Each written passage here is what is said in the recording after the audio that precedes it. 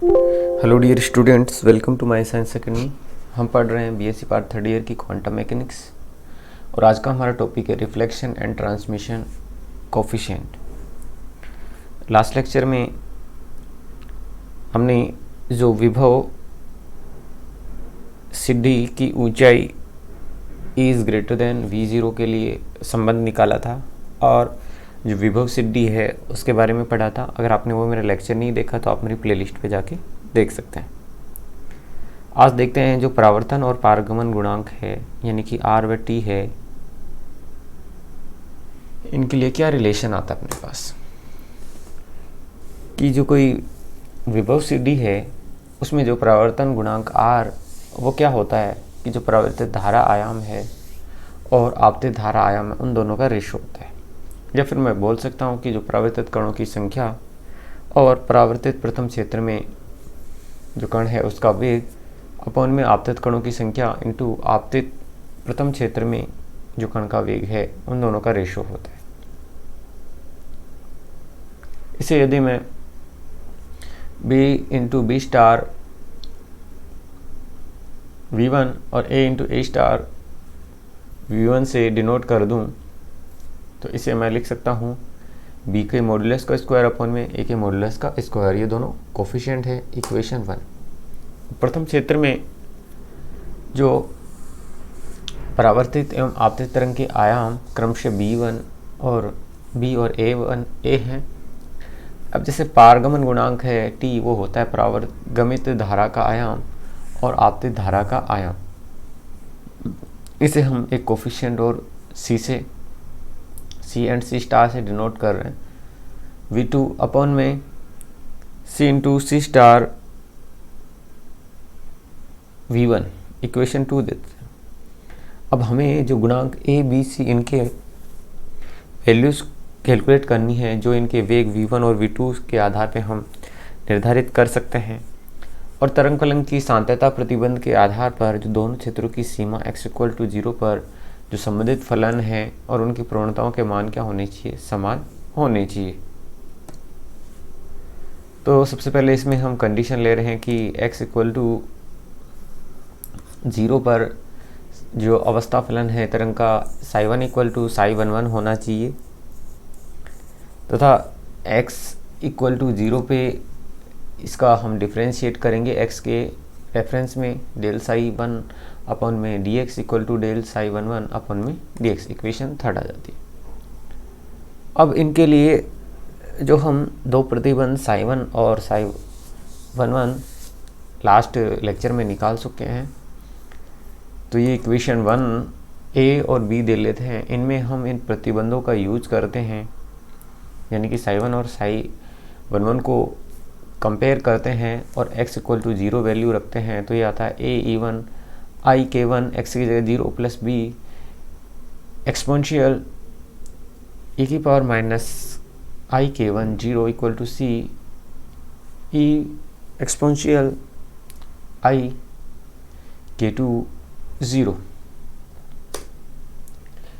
यहाँ से यदि a प्लस b = c होता है कोफिशिएंट, तो हम यहाँ कर सकते हैं डेल ψ1 अपॉन में dx = ik1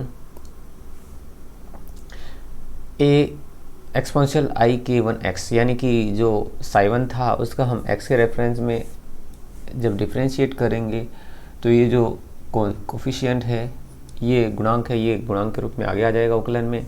ऐसे ही जब इसका करते हैं हम x के रेफरेंस में तो माइनस ik1 आगे आ जाता है। और बाकी ये ऐसे कैसे, क्योंकि जो e⁻x का डिफ्रेंशिएट करते हैं तो वो यहाँ e⁻x का x होता है और x का जो भी इसके साथ कोफिशिएंट होता है वो आगे आ जाता है। इक्वेशन 4 आ जाती है। ऐसे ही dψ11 अपॉन में dx जब इसका x के रेफरेंस में करते हैं तो ik2 आगे आ जाता है। अब चूँकि dψ1 अपॉन में dx पे x=0 और dψ11 अपॉन में dx जहाँ x=0 होता है, यानी इन दोनों की कंपेयर करते हैं तो इनके जो कोफिशिएंट हैं तो k1 यहाँ से जो कॉमन है k1 A minus B equal to K2C, दोनों को कंपेयर करेंगे और बाकी चीज़ें कट जाती हैं और हमारे पास केवल ये शेष रहता है। तो A minus B equal to K2 अपन में K1C इक्वेशन मेरे पास 5 आ जाती है। ऐसे ही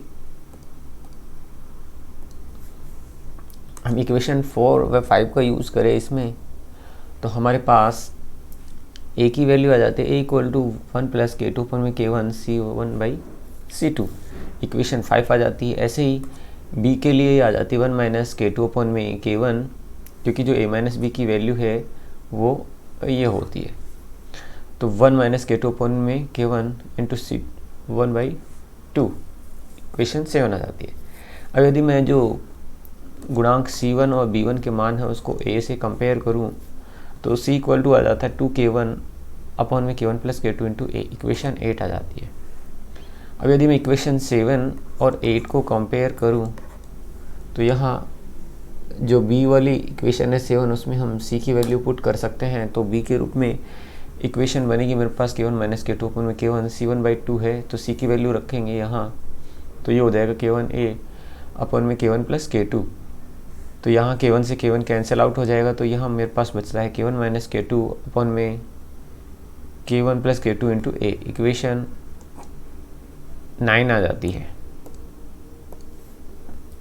अब जो हम पुनः प्रथम क्षेत्र और द्वितीय क्षेत्र में कणों के जो वेग हैं v1 व v2 हैं, उनके लिए रिलेशन निकालें, तो ये होगा v1 अपॉन में √2e माइनस 0 इंटू गतिज ऊर्जा अपॉन में m।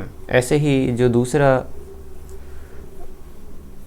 क्षेत्र है उसमें ये हो जाएगा 2 अपॉन में मॉडुलस e माइनस 0 गतिज ऊर्जा अपॉन में m। अब यहाँ से v2 अपन में v1 का हम रेशो निकाले, तो ये होगा e1 माइनस v0 अपन में e, और यहाँ से ये हो जाता है K2 अपन में K1 के इक्वल। अब चूंकि जो एक केस होता है जिसमें जब कण x के से x अक्ष के ऋणात्मक दिशा में गति करता है, तो उस कंडीशन में जो e माइनस v0 इसका जो पोटेंशियल होता है, तो यहाँ से आ जाता है K2 अपन में K1 इक्वेशन 10। अब इक्वेशन यदि हम 6 और 9 का यूज़ करें, तो जो परावर्तन गुणांक है वो एक विमीय सीधी विभव सीधी के लिए मॉडुलस b का स्क्वायर अपॉन में मॉडुलस a का square equal to K1 minus K2 upon में K1 प्लस K2 का होल मॉडुलस का स्क्वायर, इक्वेशन 11 आ जाती है। ऐसे ही पारगमन गुणांक t है वो होगा मॉडुलस c का स्क्वायर अपॉन में मॉडुलस a का स्क्वायर इंटू v2 अपॉन में v1। तो c अपॉन a का मॉडुलस का स्क्वायर अपॉन v2 अपॉन में v1।